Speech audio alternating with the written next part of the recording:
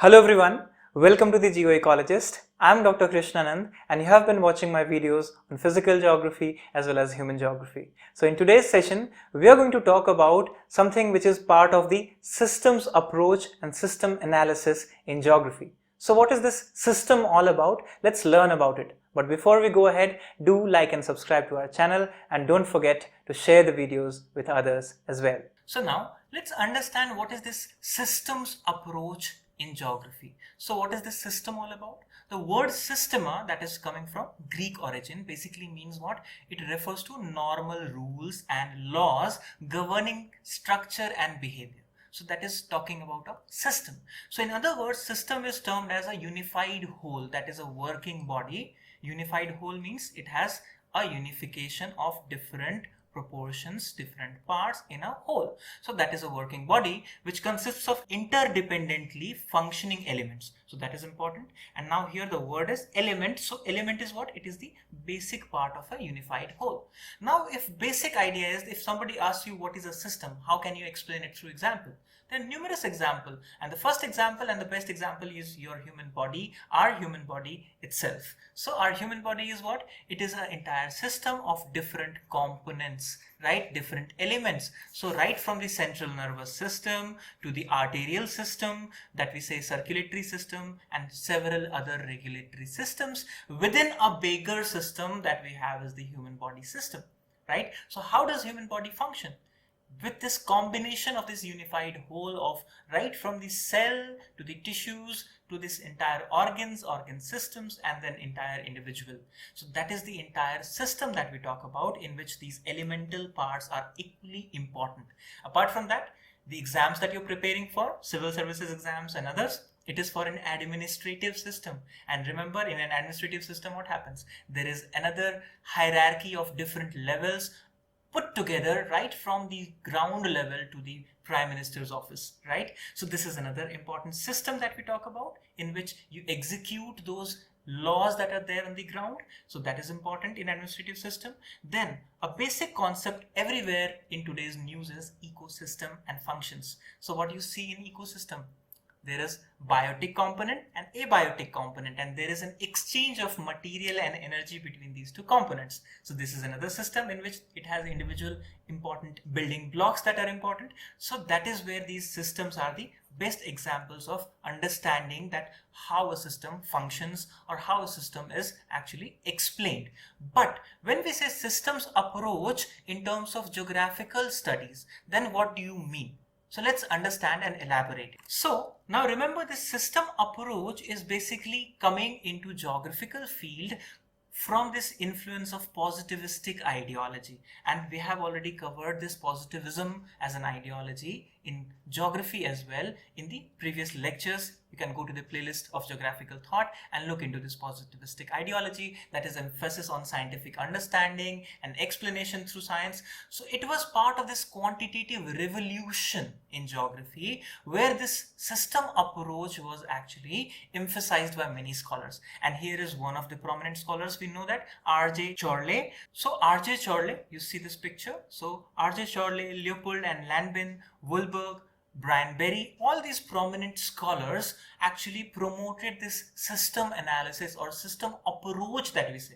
Now many people have this confusion that what is an approach and what is the analysis. So in this session we are going to cover what is approach and also what is analysis. So let's understand the approach first. So when we say R.J. Chorley was one of the important pioneers of this idea of system approach, so what did he do?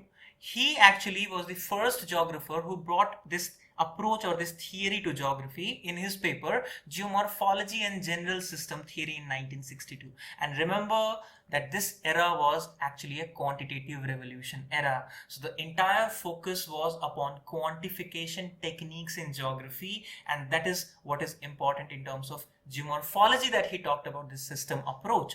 Then in addition, Leopold and Lanbin used this concept of entropy and equilibrium. When we say steady state system, remember that was important. So this concept of entropy and equilibrium was also explained in terms of the fluvial system. Remember, in 1948 only Mackin talked about the graded stream. So these were the things that were happening during that time, where this entire system approach, that is an entire system with having individual components, individual elements put together as a unified whole, this kind of idea was being promoted to geography as well.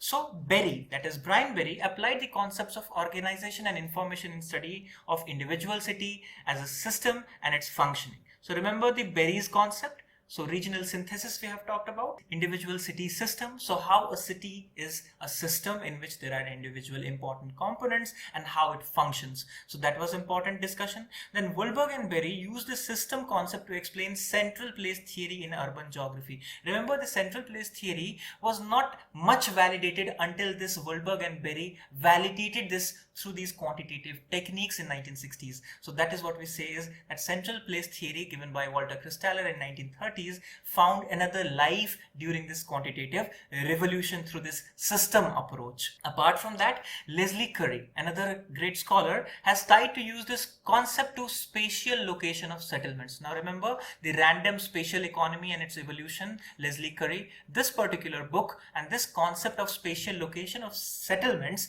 related to a particular system approach, that was important. And even new age geographers solved numerous spatial problems through this general systems approach in both human and physical geography, as we know. So what is the basic idea behind this as actually looking into that particular phenomena or spatial phenomena or that particular space as a system. So that is the basic idea of this approach. So they use system as analytical models to explain existing spatial patterns and interactions of geographical phenomena. So for example, human geographers apply this model to study pattern of human migration, dissemination of knowledge, ideas, information. That is how we use it. And physical geographers trust this approach in understanding natural setup in which these physical systems approach. So both physical geographers as well as human geographers apply this system approach in individual studies. So in short, if you want to understand, researchers in both physical and human geography are attentive in recognizing elucidation and forecasting flows in physical socio-economic systems. So when we study a system, what we can do is we can understand the influx to the system and then what is the resultant. It means a little futuristic. So if this is a system, if this is an input into the system, and remember what will happen, there will be an output. So this is a basic idea of a system, that if you give certain input, there is this system in which it is having individual components, like we have a computer. So a computer has a monitor, a CPU, motherboard and so many other parts, so hardware and software. What happens? We give something and we get some result. So this is the basic idea that was applied in geographical studies by physical as well as human geographers as well. So in other words, this systems approach is used in variety of applied branches of geography. For example, land use planning, natural resource management, watershed management, regional planning, management of pollution if you have to do air, water, sound, and so many others, environmental management, environmental degradation studies, climate change studies. Everywhere this system approach is important here, and these areas involve study of these elements. Now remember, if you want to study any of them, suppose climate change, can you study climate change just as a unified whole? Remember, to understand climate change, we'll have to understand its significant important elements like temperature changes, precipitation changes, different anomalies, humidity changes, and also the geo-ecological parameters with it. So there are these elements that make this entire system of this climate change study. So that is what we talk about, the subsystems or sub-economic systems under that, in which different kinds of studies like qualitative, quantitative or behavioral, all kinds of studies can be done. So now geographers use statistical tools. Now remember what kind of tools to analyze these kind of subsystems? Multivariate data analysis, principal component analysis, probability theory, chi-square, Gini coefficient. There are so many important statistical techniques to actually analyze these elements of the system and actually explain these variables in terms of the interlinkages between these elements and which actually regulates the system. So remember, if there are individual components and then they are linked together, it's not just we need to learn about these elements only, but we also need to understand about these linkages, their strengths, their weaknesses, their properties. That's where the entire system study is there. That is what we study as system approach. Now coming to the next part where people get confused mostly is that what is the difference between a system approach and system analysis? Are these same or are these different? Remember, it is part of the same systems approach. When we say approach, it is just a lens through which you look. That is just a way of seeing. But an analysis is actually when we talk about methods under that same approach. So when we say methods of analysis, that's where this analysis comes to the picture. That understood that this is a system, these are the components of a system. But now how do you know the properties? How do you know their functions? How do you know their important characteristics? Through this analysis of the system, which is called system analysis. And it has these 5 important components. So what is that? The basic elements, the components of a system, essential features, common relationships, and classification of the system. This is all about systems approach only. But under that approach, we have analysis that is bifurcated into these 5 segments. So first we understand about basic elements, then we also understand about components, then we understand about essential features of what is this system about, then common relationships, that is about the interlinkages that we were talking, and then finally classifying these systems. So if you want to remember it, this is a shortcut mnemonic. If you see B, C, E and C, C, so this is B, C, E and C, C that you can remember. And this is one of the examples here. If you see, this is basic individual farmhouse, then you have hamlet, then you have village, you have small town, city, large city and conurbation. This is an urban system that we say. Right? The pattern of settlements that we have studied. So what is this? This is an entire settlement system, and it has individual components and it has important linkages. So this is the best example in which you can understand that if we want to understand this entire settlement structure, how will you understand? By analyzing each of them. And through analysis of these elements, then we can understand the size of the settlement, then we can understand the number of settlements and its relationship, and also understand the planning part, the future part, the prediction part, as well as the planning aspect. So that is important in system analysis. So going by each component, the first part we learned is the basic elements. What is that? Input, output, processors, control, feedback, environment, and boundaries and interfaces. So in short, you can remember this: IPC, Indian Penal Code, and February, FEB. So IPC, FEB is what is the basic elemental part. So input, output, that you basically know. The processor part in an operational component part of the system. Then the control part. Then we have a feedback mechanism in every system. So that is important. Then there is an environment under which that system operates. That is important. And then it has certain limitations, and it has certain interfaces with the other systems. So that is important. That is the basic elemental part. Then second component that we see is the component part of the system. So what is the component part?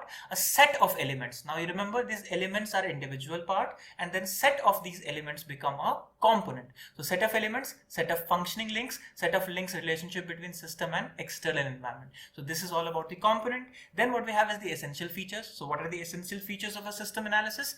Environmental analysis, behavioral analysis, state analysis, organization and information analysis, its structural analysis. All these are the important essential features. So these are the 3 important things. Then the fourth one is the relationship. So how is this interlinkage between these important components or elements for that matter? So these are important relationships. Now number 1 is what we know is cause and effect relationship. So X is the cause and Y is the effect. So you see, this is a sequence. So this is, for instance, rainfall may lead to soil erosion, but soil erosion does not have direct impacts on rainfall. So this is just X is the function of Y. Right? So this is X, this is Y, here rainfall happens, here soil erosion happens, but this is not reversible here, right? So this is one kind of relationship. What happens in a parallel relationship? Just understand, this is one kind of stimulus. Now it is parallelly impacting these parts, and then it is moving forward in the system. So rainfall and temperature affect vegetation, and vegetation in turn indirectly affects the amount of rainfall and local temperature. So this is a parallel relationship between temperature, rainfall and vegetation, if you observe, right? Then what we have is another kind of relationship that is called feedback mechanism, feedback loop. For example, climate and society, right? So society impacts climate through these emissions, and climate impact society through these particular responses, right? So that is important here. Then simple compound relationship is the fourth type of common relationship in system analysis, which is very important to understand that these are the individual systems that you see. But what happens here, one has its own individual old loop, but now a new external factor is also actually adding to it. For example, if you observe, industrialization in India are actually doing what? Removing the older technologies and adapting the newer technologies to increase the cost of production. So what happens? You have older setup in which newer setup is actually giving you a kind of support. So this is kind of a simple compound relationship, and complex compound relationship is the another type that is very common in human body. If you observe in ecosystem, when you observe, there are lots of loop, there are lots of channels that are happening, lots of feedback mechanism, different kinds of relationship. So crisscross mechanisms are there. That is called complex compound relationship. So these are the common relationships. That is the fourth segment that we understood. Then we have the classification of the system. That is the fifth part of the system analysis. So remember the classification systems. One is called homeostatic system. In geography, for example, cycle of erosion, if you say, it is a homeostatic system. What happens? There is a rise and then there is a degradation and then again back to the same base level and then further again rise. So this is something which is a homeostatic mechanism. Changes happen in a cyclic nature where steady state is maintained, right? Then we have adaptive systems. For example, our socio-economic systems become adaptive to climate change. So that is one adaptation part. Then we have dynamic system. For example, the vicious cycle of poverty and cumulative causation as economic growth models. Now this is a dynamic system. It keeps on changing, right? So it is not a stagnant system. The cycle of poverty keeps getting influxes from various factors. It keeps on changing. There is a cumulative effect of so many causes together and actually continuing this cycle. So that is important. Then we have certain systems which are controlled system. For example, an economically backward region can be developed by pushing certain amount of investment, when we say. So that investment is what? It is controlled investment, right? That gives a controlled impact on the system. So these are certain ways of looking into the classification of certain systems. But remember, apart from the various advantages that we understand of the system approach, there are certain criticisms as well. For example, despite these advantages, these criticism is on the overemphasis on positivism and quantification. Now remember, it was part of the quantitative revolution in geography time, this system approach when it came to geography. So it has lots of emphasis on the positivistic ideology that is about this reasoning which is based on quantification, on scientific approval, right? On the basis of these proofs that we say. So it avoids these normative values that are also important to actually regulate the systems. So that is where belief, attitude, desire, hope, fear, emotion, all these factors have no role in this kind of approach that was promoted. So that is one criticism that is important, that normative values or questions were actually left out in this particular approach and analysis. So that is important in systems approach and system analysis in geography. So now, when we have understood about the systems approach and the system analysis, I hope you will not be confused between this approach and analysis of this system. So all the best wishes. Take care.